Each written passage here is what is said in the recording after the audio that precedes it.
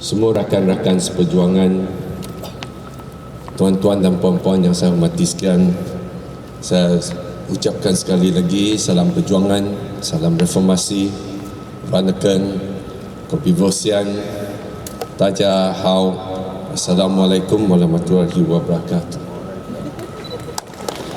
Pertama sekali, saya ingin mengambil kesempatan untuk ucapkan tahniah kepada semua ketua-ketua cabang, ahli-ahli jawatan kuasa cabang, jawatan-jawatan pimpinan pusat yang telah dipilih, dan ini merupakan satu kebanggaan dan juga satu tanggungjawab yang berat yang harus dipikul, dan kita harap kita dapat menunjukkan semangat kerjasama yang baru untuk bersama-sama kita memikul beban perjuangan ini.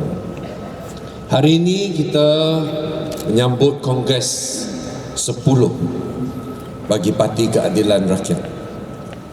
Kongres ini kita telah menyaksikan satu perjalanan yang begitu panjang. Di kalangan kita ramai yang telah menghadiri Kongres 10 kali. Ada yang lebih daripada 10 kali, ada yang kurang sedikit. Tapi kita lihat di kalangan para perwakilan, Sarada Wan Kazim yang duduk di sini dari Perlis. Beliau mungkin merupakan perwakilan yang paling tua, bukan saja dari segi usia, tetapi dari segi sebagai seorang saksi kepada sejarah. Beliau telah mula menghadiri Kongres sejak zaman api lagi, bukan saja keadilan, bukan saja Parti Keadilan Rakyat, bukan saja Parti Rakyat Malaysia, tetapi semasa zaman Bos Taman beliau sudah menghadiri Kongres begitu. Oleh itu tadi saya bergurau kata segala perselisihan, pergaduhan dalam Kongres bagi saudara Tok Wan ini biasalah. Yang lebih hebat pun dia pernah menyaksi, dan setiap kali kita lihat baik pun bertentangan pemikiran, baik pun dalam satu parti kita bergaduh, tapi setiap langkah yang kita ambil, kita mencipta sejarah. Setiap langkah yang kita ambil, kita menuju kepada satu matlamat yang kita bersama-sama berkongsi, iaitu kita harus membebaskan negara kita dan rakyat yang ditindas seperti dalam filem tadi daripada kezaliman. Sahabat-sahabat saya, tuan-tuan dan puan-puan, dalam Kongres selama ini kita tidak kurang mendengar slogan seperti lawan tetap lawan. Kita selalu sering mendengar slogan menuju ke Putrajaya, reformasi. Ada kala kita rasa reformasi ini hanya kita sorak di tepi jalan saja. Bila lah pegang jawatan, kita lupa apa maksudnya reformasi. Yang tak pegang jawatan, kita juga lupa apa maksudnya reformasi. Yang kita ingat lawan tetap lawan saja. Yang duduk dalam atas yang tetap dapat jawatan hanya fikir tentang menuju ke Putrajaya. Kita harus kembali kepada asas parti. Kita harus ingat kenapa kita duduk di sini, baik pun di atas atau di bawah. Kita harus ingat semasa kita menghadapi musuh yang kita lawan, apakah sikap yang kita harus ambil. Sudah tentu kita harus kembali kepada pokok perjuangan kita. Kita ambil segala yang berlaku, baik pun kita sikapkan dia sebagai krisis atau pergolakan, tetapi kembali kepada parti untuk mencari penyelesaian. Saya pada pagi ini ingin menekankan satu konsep yang kita harus pertengahkan dalam perjuangan ini, yaitu solidariti. Solidariti pada kebelakangan ini menjadi satu istilah popular semasa kita berhimpun untuk menyokong perjuangan di Gaza, di Palestin atau di mana-mana pun. Tapi kita harus ingat, solidariti ini bukan saja untuk orang lain saja. Solidariti ini harus ditanam di dalam hati setiap insan, setiap orang. Kita harus ingat, kalau tiada kefahaman tentang solidariti itu, kita tidak perlulah berada di dalam perjuangan ini. Solidariti ini bermaksud kita boleh transcend, kita boleh mengangkat diri lebih tinggi daripada kepentingan individu, daripada simpati kita hanya sesama kaum, hanya sesama orang yang seagama dengan kita, atau sesama orang yang senegara dengan kita. Kalau tanpa solidariti, kita tidak perlulah pergi ke luar merata dunia suruh orang lain sokong Datuk Seri Anwar Ibrahim bila berhadapan dengan penindasan dan kezaliman. Ini adalah kerana asumsi kita. Kita menganggap setiap manusia di dunia ini mempunyai prinsip yang sama.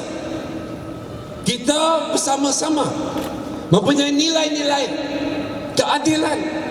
Kita mempunyai nilai yang sama kerana kita tidak ingin melihat penindasan dan penafian hak kepada setiap individu. Itulah sebab baik pun di Gaza, baik pun di Syria atau di Malaysia, baik pun di Selangor atau Terengganu, kita tidak boleh bertolak ansur, kita tidak boleh berkompromi dengan penindasan. Sahabat-sahabat saya, kita juga harus ingat, solidariti ini harus ditunjukkan melalui tindakan politik kita. Solidariti bukan saja kita tanda tangan dalam memo, kita berhimpun untuk membentangkan banner, tetapi solidariti ini harus datang dari hati kita semasa kita lawan musuh. Selalu kita sebut lawan tetap lawan, seolah-olah semua perkara yang kita tidak setuju, kita mengambil tindakan yang sama untuk lawan. Dan lupa, pada asasnya kita harus mempunyai satu rangka untuk menganalisakan kedudukan kita. Kenapa kita menganggap setengah-setengah pihak sebagai aliansi kita, sebagai rakan seperjuangan kita? Kenapa kita menganggap setengah-setengah pihak sebagai musuh? Adakah kerana musuhnya namanya UMNO?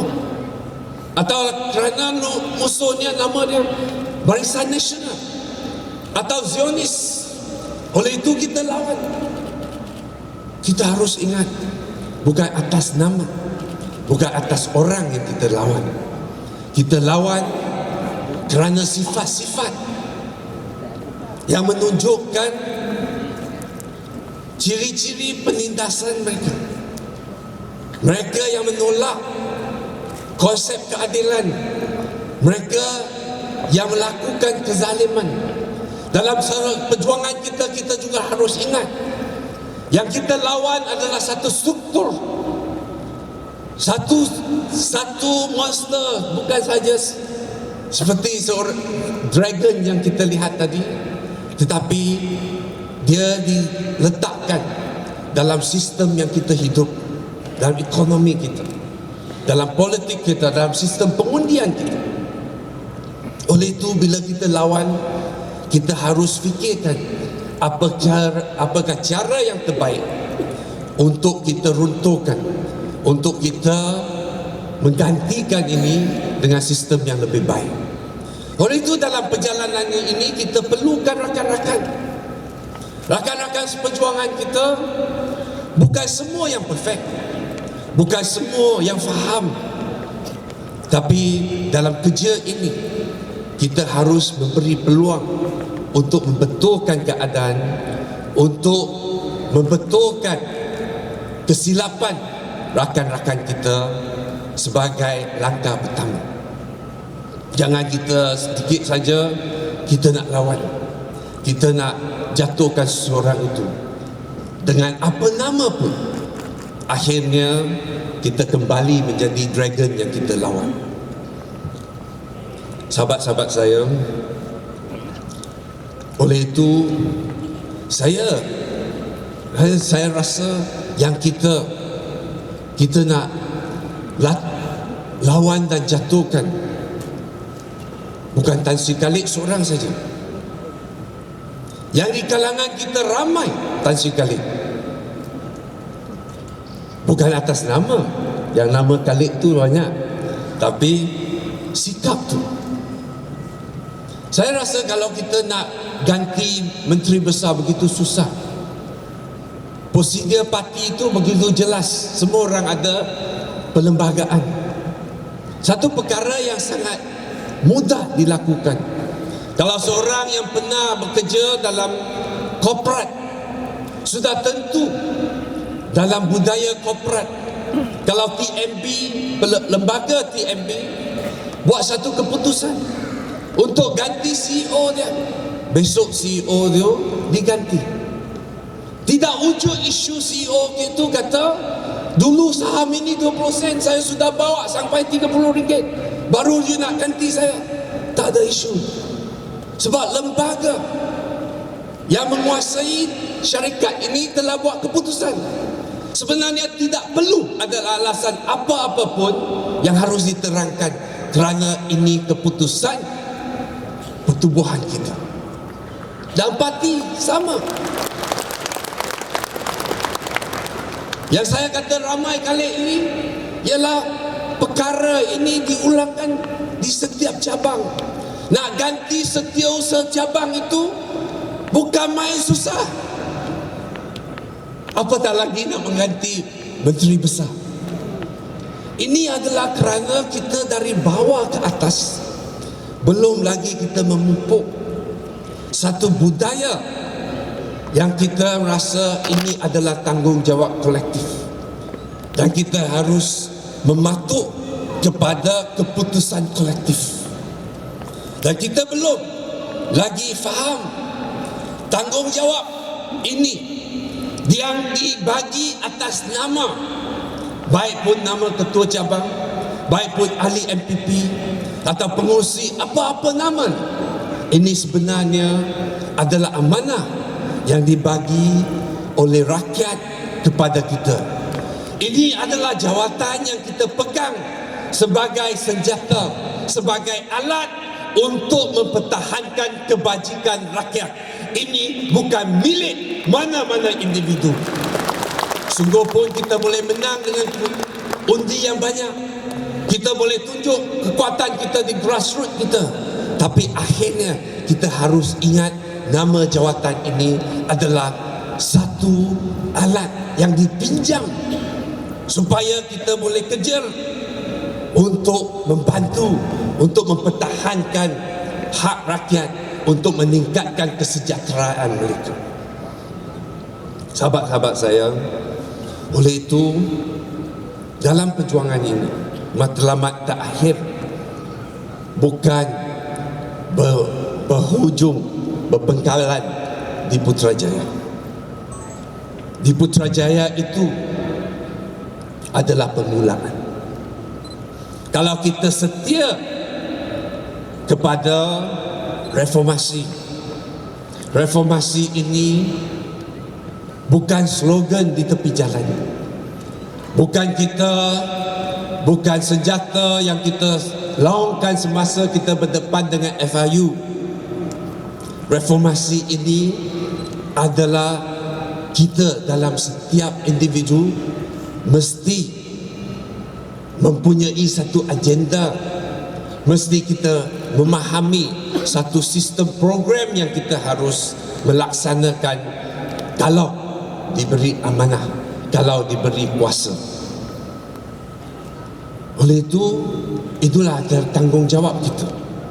Bukan tanggungjawab menteri besar, bukan tanggungjawab exco atau menteri saja untuk melaksanakan reformasi. Sudah tentu mereka mempunyai tanggungjawab dan kuasa yang lebih besar.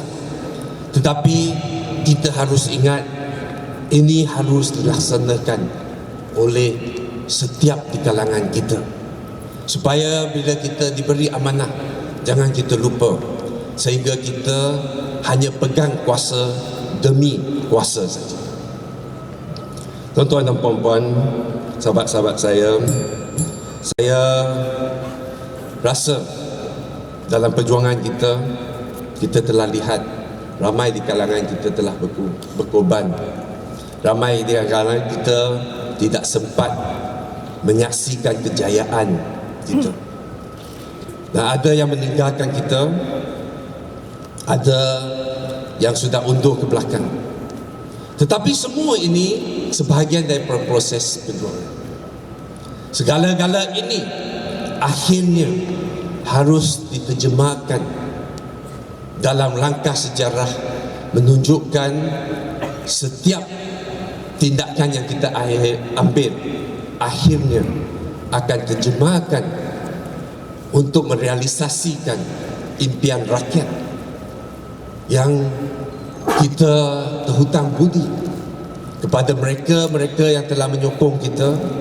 Dan kita harus ingat, dalam perjalanan panjang ini kita harus pastikan di mana kita start, di mana kita bermula, dengan kita menyaksikan kezaliman yang berlaku kepada Datuk Seri Anwar Ibrahim, yang kita rasa bukan saja seorang saja dia menderita kerana sebagai seorang pemimpin beliau telah menunjukkan jasa untuk membela dan mempertahankan dasar yang menguntungkan rakyat. Oleh itu kita bangkit. Kita bangkit bukan saja mempertahankan seorang insan namanya Anwar Ibrahim, tetapi kita bangkit kerana kita ingin mempertahankan satu agenda yang mulia yang kita harus melaksanakan, kerana ini adalah matlamat bersama rakyat Malaysia. Dan ini adalah cita-cita kita yang melintasi kaum, agama dan latar belakang. Dan marilah bersama-sama kita ingat, haraplah dalam kongres-kongres yang kita akan datang, kita lihat parti ini matang, parti ini menjadi harapan rakyat. Sekian, terima kasih. Wassalamualaikum warahmatullahi wabarakatuh. Nandri, waalaikum. Sisi.